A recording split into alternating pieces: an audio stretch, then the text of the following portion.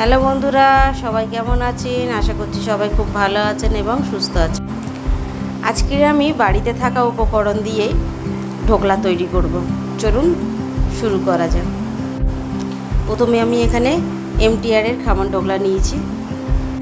ঢোকলাটা করার সময় অবশ্যই একটা জিনিস এখানে খেয়াল রাখবেন, মেজারমেন্টের দিকে বিশেষ করে খেয়াল রাখবেন। এখানে তেমন কিছু দিতে হয় না, সব রেডি টু কুক এখানে এটা পাওয়া যায়। আমি পুরো প্যাকেটটাই ঢেলে দিয়েছি একটা বোলের মধ্যে। আর এই বড় চামচে যেইগুলো আমরা বাড়িতে সাধারণত ডাল তোলার জন্য ব্যবহার করি, সেই চামচের আমি সাদা তেল দিয়েছি। এটা কিন্তু খেয়াল করবেন। দিয়ে ভালোভাবে তেলটাকে একটুখানি মিশিয়ে নিয়েছি। এবার একটু করে অল্প করে জল দেব আর গুলবো একটা মিক্সার দিয়ে। এটা কিন্তু অল্প করে জল দিতে থাকবেন আর এইভাবে একদম একদিক করে গুলতে থাকবেন। জলটা কিন্তু একবারে ঢেলে দেবেন না, কারণ টেক্সচারটা বুঝে তবে আপনারা জল দিতে হবে। এতে কিন্তু আর কিছু ব্যবহার করতে হয় না, অবশ্যই শুধু তেলটাই ব্যবহার করতে হয়। তেলটা একটুখানি বেশি দিতে হয়। একটুখানি গোলার পরেই আপনারা বুঝতে পারবেন টেক্সচারটা কত সুন্দর এবং ফ্লাফি হয়ে গিয়েছে। দেখতে পাচ্ছেন কি সুন্দর ফেনা হয়ে গিয়েছে, ঠিক যেমনটা আমরা সোডা এইসব দিলে পরে হয়। এখানে কোনো দই কোনো সোডা কিছুই ব্যবহার করিনি আমি। কিন্তু এত সুন্দর হয়েছিল, ওই জন্যই আপনাদের সঙ্গে আবারও আমি আর একটা তৈরি করে শেয়ার করলাম। আমি প্রথমে একবার করেছিলাম, এটা খুব সুন্দর হয়, একদম ফ্লাফি স্পঞ্জের মতো।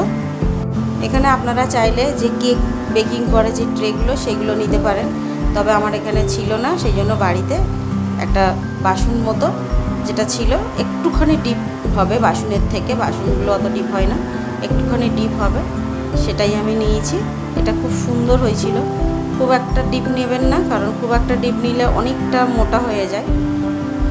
এরকম একটু খেলানো মতো নিলে তবে সুন্দর হয়। এবার আমি একটা কড়াইয়ের মধ্যে একটা স্ট্যান্ড রেখে দিয়েছি। এবার এর মধ্যে আমি 500 ml মতো জল দিয়েছি। জলটাকে একটুখানি প্রথমে গরম হতে দেব, এক্ষুনি আমি বসাবো না। জলটা ফুটে গিয়েছে দেখতে পাচ্ছেন। এবারে আমি হালকা করে ওটা বসিয়ে দিচ্ছি।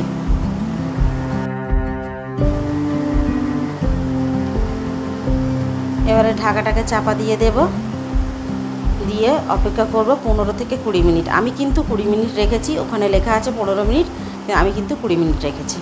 আচ্ছা, নারকেল নিয়েছি, নিয়ে একটা গ্রেটার নিয়েছি, একটাকে গ্রেট করে নেব কোরানোর জন্য। এটাই বেস্ট অপশান, যেহেতু আমার নারকেল এখন বেশি দরকার নেই, অল্প দরকার ছিল, সেই জন্য আমি অল্প করেই নিয়েছি। শেষের কালোটাকে ফেলে দেব। আমার নারকেল দেখতে পাচ্ছেন এতটাই আমার দরকার ছিল। এবার বেশ একবার করে আমি চেক করে নিয়েছিলাম, দেখতে পাচ্ছেন আমি একবার তুলে চেক করে নিয়েছিলাম। ওই যে দেখতে পাচ্ছেন একটুখানি ছিদ্র রয়েছে, এইভাবে আমি চেক করে নিচ্ছিলাম। কিন্তু একটা স্টিলের স্টিক দিয়ে, যে কোনো কাঠির সাহায্যে বা কাঁটা চামচের সাহায্যেও করতে পারেন, তবে এটা স্টিলের হলে বোঝা যায় যে একদম হয়ে গিয়েছে। এবার একটা ছুরির সাহায্যে সাইডটাকে আমি কেটে নেব। আমি যেহেতু অয়েল ব্রাশ করেছিলাম, ওই জন্য আমার বেশি ভালো করে জড়াইনি, খুব সুন্দরভাবে বেরিয়ে এসেছিল। ওর উপরেই আমি একটা থালা রেখে দিয়েছিলাম, দিয়ে উল্টে দিয়েছিলাম। দেখতে পাচ্ছেন জিনিসটা কত সুন্দর হয়েছে, একদম একটুও জড়িয়ে যায় না বা একটুও খারাপ হয়নি। এটা কিন্তু খুব ভালো হয়েছিল আর টেস্টও কিন্তু খুব সুন্দর হয়েছিল। দেখছেন হাত দিয়ে দেখাচ্ছি আমি। এবারে আমি ওর যে সিরাপটা তৈরি করতে লাগে সেটা করে নেব। প্রথমে একটা তড়কা তৈরি করব। আমি এখানে ডবল করে করব না, এক জায়গায় করব, আপনারা চাইলে দুবার করে করতে পারেন। প্রথমে একটুখানি সাদা তেল নেব আমি। সাদা তেলের মধ্যে এখানে 2 রকম সর্ষে ছিল, 2 রকম সর্ষেই দিয়েছি আমি। আপনারা চাইলে কারি পাতা দিতে পারেন, আমার কারি পাতা ছিল না, তাই আমি সর্ষে দিয়ে আর কাঁচা লঙ্কা দিয়ে ফোড়নটা দিয়েছি। তবে বিশ্বাস করুন একটুও কিছু কমতি মনে হচ্ছিল না। আমার তো খুবই স্বাদ লেগেছে। কাঁচা লঙ্কা সর্ষের ফোড়নের গন্ধটাই একটা আলাদা লাগে আমার, আমি জানি সবারই ভালো লাগে এটা। এবার যেই একটুখানি গন্ধ ছাড়ছিল, ওর মধ্যেই আমি একটু জল দিয়ে দিয়েছি আর অল্প করে ছোটো চামচের 1 চামচের মতো আমি এখানে চিনি ব্যবহার করেছি। আপনারা চাইলে একটু চিনির পরিমাণটা বাড়াতে পারেন, কিন্তু আমার মনে হচ্ছিল এই চিনির পরিমাণটাই ঠিক আছে।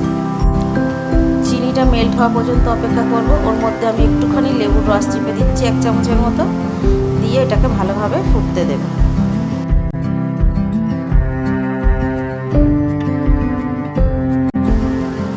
এখানে আমি 1.5 কাপ মতো জল ব্যবহার করেছিলাম। ফুটে উঠলে নামিয়ে নেব। নিয়ে ঢোকলাটাকে প্রথমে কাটতে ভুলে গেছিলাম, আবার আমি ঢোকলাটাকে কেটে নিলাম। অবশ্যই কেটে নেবেন, তা না হলে ভেতরে কিন্তু রসগুলো ঢুকবে না। এবার আমি ঢোকলাটাকে যেরকম স্কোয়ার স্কোয়ার শেপের দোকানে কিনতে পাওয়া যায়, এটা কিন্তু আমার মনে হয় দোকানের থেকেও বেশি টেস্ট হয়, কারণ আমরা দোকানেও খেয়েছি আর বাড়িতেও তৈরি করে দেখেছি। আমার তো যেন মনে হয় বাড়িতে বেশি টেস্ট হয়। আপনারাও একবার তৈরি করে খেয়ে দেখবেন, কিন্তু খুব ভালো লাগে।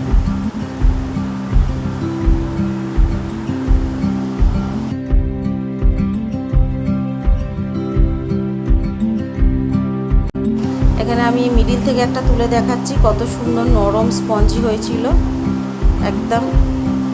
আর একটা সাইড থেকেও তুলে দেখাবো যে পুরো সব দিকটা কিন্তু খুব সুন্দর কুক হয়েছিল আর একদম ফ্লাফি হয়েছিল।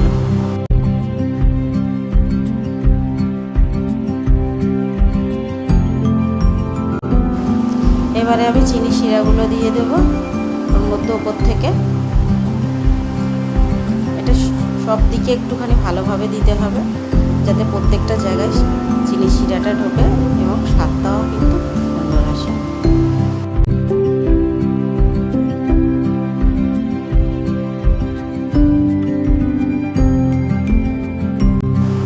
এবার এক এক করে ধনেপাতাগুলোকেও সাজিয়ে দেবো ওর ওপরে, যাতে দেখতেও ভালো লাগে।